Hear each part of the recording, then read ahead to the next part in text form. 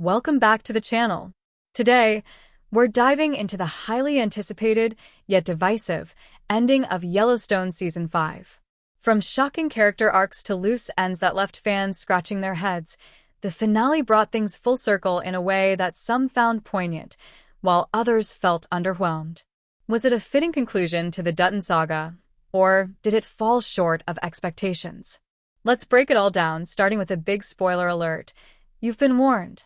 As many fans speculated, Jamie's fate was sealed in the finale. Beth, driven by a promise she made at her father's funeral, confronted Jamie for his role in John Dutton's death. Their encounter was nothing short of brutal, culminating in a violent struggle where Jamie nearly overpowered Beth. But Rip intervened just in time, helping Beth take Jamie's life with a knife. The aftermath was calculated. Beth and Rip disposed of Jamie's body in the infamous trash can, a remote location where Jamie had previously discarded his own biological father's corpse. Beth then called Detective Dillard, claiming Jamie attacked her and leaving out key details to avoid exposing her own actions. Without concrete evidence, the police leaned on circumstantial clues, including Jamie's burnout car, which was made to look like he destroyed evidence in a panic. In the end, Jamie became the ultimate scapegoat, and Beth exacted her revenge. Case's storyline provided one of the more emotional resolutions. To save the ranch from the burden of inheritance taxes, he struck a deal with Thomas Rainwater, selling the Yellowstone Ranch for $1.25 per acre. However, Case set two conditions.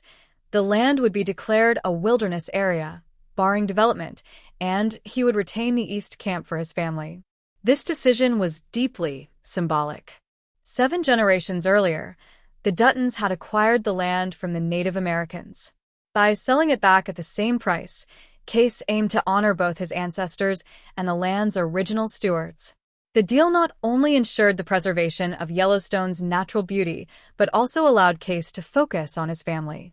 Using the proceeds, he purchased cattle and embarked on a new venture, choosing a simpler life over the endless battles tied to the ranch.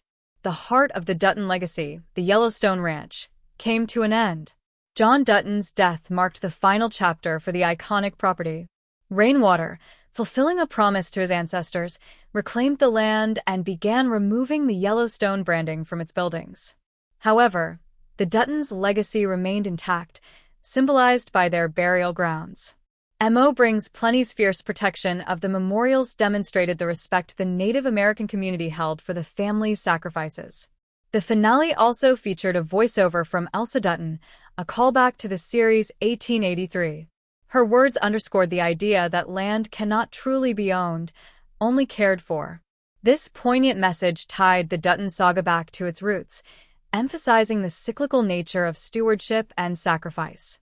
The episode opened with Rainwater and his community sabotaging government pipelines in a desperate attempt to halt a development project.